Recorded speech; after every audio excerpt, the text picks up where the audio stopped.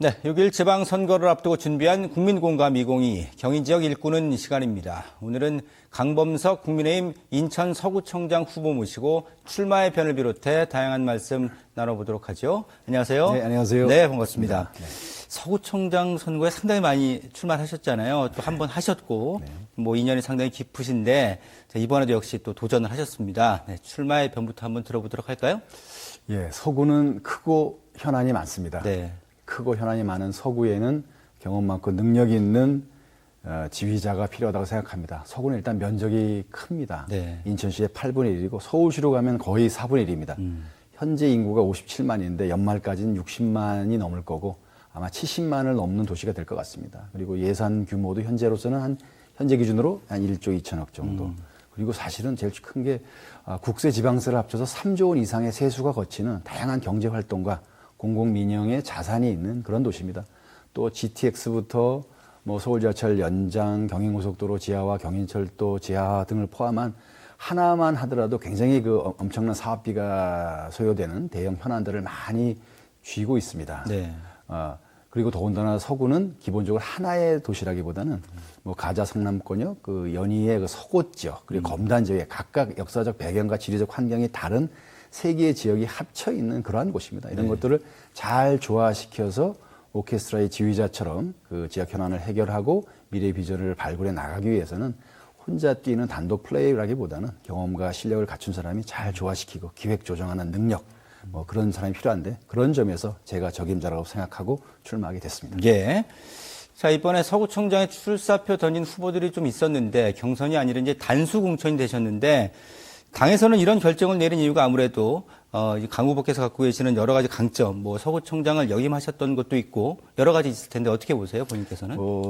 수험생 입장에서 뭐 출제자의 의도를 파악해서 말하는 거는 조금 적절치 않은 것 같고요. 뭐 그럼에도 불구하고 선거에는 모든 당이 그 당이 선택할 수 있는 최상의 후보를 내놓게 돼 있습니다. 뭐 경쟁력도 그러하고 그리고 서구 같은 아까 말씀드렸다시피 인천의 최대의 자치구의 구청장인데 거기에 걸맞는 능력과 자질, 그리고 주민들로부터 판단받을 수 있는 여러 가지 개인적인 품성과 인성에 관한 것들까지 종합적으로 판단해서 저를 그 단수 공천해 주지 않았나 이렇게 생각하고 있습니다. 네, 뭐 겸손하게 말씀을 해주셨는데, 그리고 지금은 이제 윤석열 대통령이죠. 취임 전에 이제 당선인 신분일 때 이제 검암역의 공항철도를 방문해서 이제 말씀을 나누시고 또 직접 각종 현안을 전달하신 것으로 파악을 하고 있는데 그때 어떤 말씀을 좀 나누셨나요? 장소는 검암역은 아니었고요. 네. 근데 사실은 사실은 윤석열 대통령께서 후보 시절에 사실은 우리 서구 검단 사거리를 직접 오셔서 이제 유세를 하시면서 여러 가지 주민들께 약속을 하신 바가 있습니다. 예를 들어서 수도권 매립지 문제라든지 GTX D1호선이라든지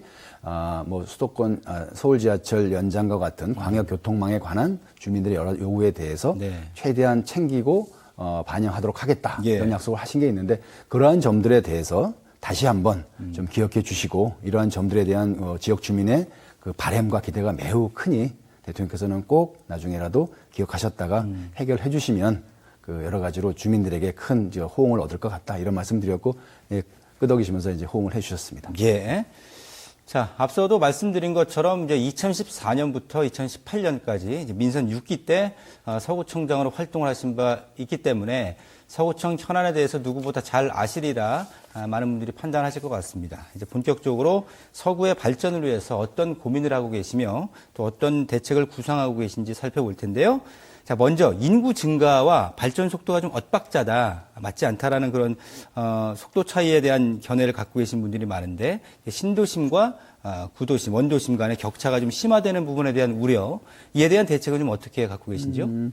이게 뭐 격차 문제도 있습니다만 신도시 자체에도 문제가 있고 원도심에 대해 해결될 과제가 있습니다. 이제 신도시는 현재 사실은 서구는 하나의 기초자치단체인데 여기에 뭐 규모는 그렇게 크지 않습니다만 두 개의 신도시가 동시에 진행되는 아주 특이한 그 다른 비교할 예가 없을 정도로 특이한 지역인데 현재 이 청라국제도시 같으면 한 10년 정도 이미 개발이 진행되고 있고 검단 신도시는 한 2, 3년 정도 이제 막 입주를 시작하고 있습니다만은 마찬가지로 이 유입되는 인구에 대해서 필요한 도시 인프라 시설 사실은 이게 수도권 외곽 도시다 보니까 서울로 출퇴근하는 데 필요한 광역 도로 교통망에 대한 수요가 아직 공급이 따르지 못하는 그런 상황입니다. 그래서 네. 아까 말씀드린 것처럼 대통령께도 이게 뭐 직접 건의될 정도로 지역 주민들이 아주 강력하게 원하고 있고요. 네. 뭐 그런 점에 대해서는 사실은 제가 대통령뿐 아니라 뭐 오세훈 서울시장이나 원희룡 국토교통부 장관을 직접 만나서 대통령보다는 훨씬 더 구체적으로 정리된 문건을 들여가면서 좀 이런 문제에 대해서 좀 협조를 좀 해달라고 이렇게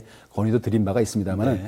이런 문제가 해결되지 않으면 신도시 주민은 주민들대로 여전히 불편함과 그 삶의 질에 있어서 조금 만족스럽지 못한 상태가 있기 때문에 네. 그건 그거대로 해결하고 또 동시에 사실은 그 기존의 그 원도심이라고 할까요? 그 우리 그 서구의 기존 지역에 대해서는 사실은 이미 만들어진 지가 벌써 한 세대가 넘어서 네네. 40년이 넘었습니다. 이게 무슨 얘기냐면 우리 가자동, 성남동, 가정동 지역 같으면 이게 우리가 그 산업화 초기 단계에 그 주한 부평공단이 만들어지면서 그 이후에 이제 공단 아닌 공업지역이 활성화되면서 그 외지로부터 많은 인구가 들어오고 그 제조업 현장에서 일하시는 분들을 위한 주택 공급이 속도를 내면서 가다 보니까 아주 질 높거나 아주 체계적인 도시 계획에 의해서 도시가 만들어지지 않고 약간 좀 그 스프롤 된다고 그러죠. 그냥 확산되는 형태로 도시가 만들어졌기 때문에 도시 기반 시설이라든지 이게 굉장히 지금 열악합니다. 그리고 이미 그 건축물의 내구 연원도 이미 한계를 넘어선 상황이기 때문에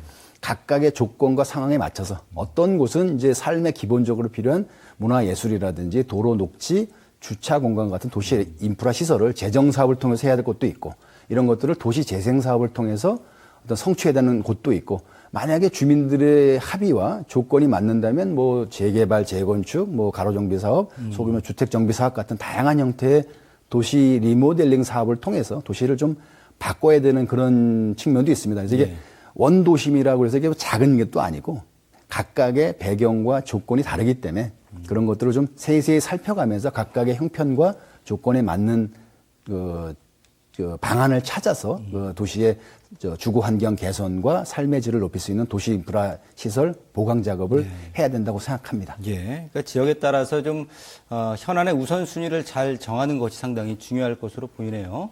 자, 그리고 이제 서구 하면 이 얘기를 안 할 수가 없어요. 수도권 매립지 현안인데 너무 오랫동안 참 풀리지 않는 문제거든요. 또 이 수도권 매립지 종료 문제도 있고 또 하나는 이제 수도권 매립지 관리공사 제2매립장에 골프장을 조성한다는 뭐 그런 보도도 나왔고 뭐 4월 달에는 보류한다 이런 얘기도 있는데 지금 좀 어떤 상황이고 어떤 입장이신가요?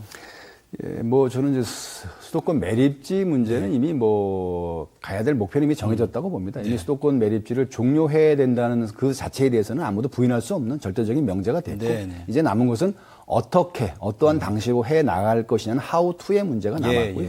저는 그런 점에서 첫째는 우선 이게 지나치게 정치 쟁점화되는 것은 이게 바람직하지 않을 수도 있겠다. 이게 뭐 상대방을 공격하기 위해서 뭐 내가 잘했네, 네가 잘했네 하는 공격이 과연 문제를 해결하는데 적합하고 적절한 방식인가에 대한 좀 냉정한 반성이 좀 있어야 될 것 같고요. 또 하나는 매립지 정책은 기본적으로 환경부가 주관하고 있습니다. 사실은 우리가 예를 들어 인천시가 그 쓰레기 매립 반입을 뭐 막는다 하더라도 그것을 강행할 수 있는 명령 권한도 사실 환경부 장관한테 있고 그다음에 매립지 연장에 대한 절대적인 권한이 사실은 환경부 장관에 있습니다. 그러다 보니까 그런 국가 정책에 관한 그러니까 수도권 쓰레기 매립에 관한 국가 정책 차원의 권한을 우리가 인천시가 어떻게 할 수는 없는데 결정된 이후에 쓰레기 매립 실무 과정에서 어떤 그 결정이라든지 진행에 대한 거는 사실은 우리가 좀 찾아올 필요가 있겠다. 이게 애초에는 이 매립지 현재 매립지 지역이 경기도 지역이었습니다.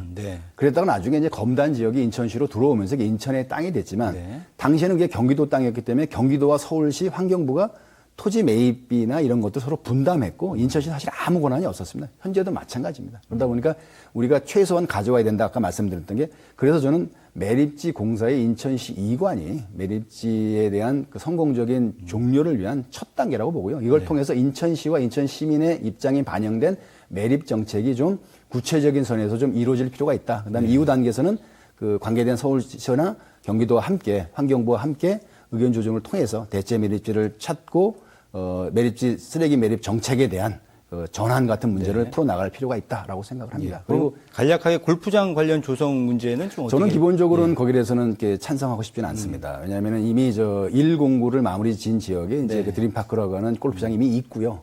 그게 이제 아마 매립지 공사에게는 이제 재정적인 이익이 되는데 그런 점에서라도 사실은 매립지 공사 인천시 이관에 필요하다라고 저는 생각합니다. 전례가 없었던 게 아닌 게 서울시는 이미 그 상암동 난지도에 2개 거기도 쓰레기산이 있었는데 네. 하나에는 공원을 만들었고 두 번째 공간에다가 그 골프장을 만들어서 운영하다 말고 그거를 네. 중단시키고 보상을 해주고 다시 회수해서 거기에 파크 골프장과 여러 가지 야외 전시장을 포함한 공원을 만들어서 시민에게 돌려줬습니다. 사실은 이미 30년 가까이 주민들이 피해를 본 서구와 우리 인천 시민들에게는 보다 많은 사람이 쓸 수 있는, 저는 그 공간이 한 20만 평쯤 되거든요. 네. 체육시설을 아주 큰 규모의 체육시설과 공원시설을 만들어서 네. 주민 모두에게 돌려주는 것이 필요하다고 생각합니다. 자, 이번에는 이제 그 청라 시티타워 얘기를 해볼 텐데 이게 최근에 한 설문조사에서 청라 주민들이 첫 번째로 꼽았던 그런 지역 현안이거든요. 청라 시티타워 이것도 지금 뭐 좀 현실화되는데 가까워진 것 같다라는 보도도 있던데 이 부분은 좀 어떻게 보세요? 이것도 마찬가지로 예. 이제 어떻게 빨리 하느냐의 문제가 남았고요. 이거에 대해서는 모두가 이결을 날 수는 없다고 봅니다. 네. 근데 이제 현재 남은 건 사실은 구체적인 것을 시민들에게 말씀드리기는 좀 어렵겠지만 결과적으로는 이 시행사라고 할 수 있는 LH나 경제청, 시공사, 그 건설회사 간의 네. 어떤 그 이해관계 문제, 그 비용의 분담 문제라든지 뭐 예를 들어서 뭐 지하철 역사의 뭐 연결 문제, 그 역사에 관한 뭐 추가 비용에 관한 문제 같은 것이 네. 남았는데 저는 문제가 이미 뭔지가 나와 있기 때문에 그걸 풀어 나가는 거는 이제 충분히 가능하다고 보고요. 마찬가지로 새로운 시장이 선출된다면 네. 뭐 결론이 나지 않을까 이렇게 생각합니다. 네. 자, 이제 2분 정도 남았으니까 두 가지 질문 빠르게 드리죠. 자, 이제 구청장이 되시면 좀 역점 사업으로 생각하고 계시는 내용이 있다면 어떤 게 있을까요? 서구는 일단 중소기업이 많은 동네입니다. 두 번째는 지역 그 골목 상권의 활성화가 필요합니다. 사실은 그 코로나 팬데믹으로 인해서 우리 지역 골목 경제가 거의 피폐화됐고 네. 또 자영업 사장님들 굉장히 어려운 처지입니다. 이분들을 활성화시켜서 바닥으로부터 지역 경제를 살려나가는 문제가 당장의 시급한 과제라고 보고요. 장기적으로는 그 사회적 약자들이 살 수 있는 그런 도시를 만들고 싶은 게 꿈입니다. 그런 점에서는 자기 방어 능력이 떨어지는 우리 아이들과 발달 장애를 범한 장애인들이 사는데 문제없는 도시를 만들고 싶은 꿈이 있습니다. 예. 자, 이제 끝으로 서구 이제 유권자 주민들에게 마지막 당부 말씀 해주시면 되겠습니다. 정치인은 존경의 대상도 아니고 우리 국민들이 모셔야 되는 대상도 아닙니다. 정치인은 써먹는 사람이고 특히 선출직 공무원들은 국민의 필요에 따라서 썼다가 잘하면 다시 한번 기회를 주고 못하면 바꾸는 존재라고 생각합니다. 그런 점에서 국민 여러분께서 얼마 전에 우리 윤석열 대통령 그리고 국민의힘 정부에게 새로운 정권을 교체해 주었고 나라 살림을 책임지라는 명령을 내리셨습니다. 현재 코로나 팬데믹 극복 그리고 우크라이나 침공이라든지 그 코로나로 인한 중국 주요 도시의 봉쇄, 그다음에 미국의 금리 인상 등 여러 가지 국내외 경제 정치 환경이 불안합니다. 또 북한의 핵실험 뭐 가능성, 미사일 실험 등이란 안보 문제도 있습니다. 이럴 때 국가를 잘 관리하고 국정을 운영하기 위해서는 큰 모습이라고 할 수 있는 대통령부터 작은 모습이라고 할 수 있는 우리 인천시장이나 서구청장 같은 이러한 일꾼들이 같은 편에 있어서 원팀이 돼서 갈 수 있는 게 더 중요하다고 봅니다. 국정에 대한 견제는 국회의 절대 다수석을 갖고 있는 민주당의 국회의원들로 충분히 견제가 가능하다고 봅니다. 중앙정부와 지방정부가 힘을 합쳐서 민생을 돌보고 국가 경제를 책임지고 어려운 정치 외교 환경 속에서 대한민국의 품격과 국격을 지키는 일을 할 수 있도록 국민 여러분께서 현명한 선택을 해 주실 것을 기대하겠습니다. 고맙습니다. 예. 지금까지 강범석 국민의힘 인천 서구청장 후보 모시고 다양하게 말씀 나눠봤습니다. 고맙습니다. 예, 감사합니다. 네, 감사합니다.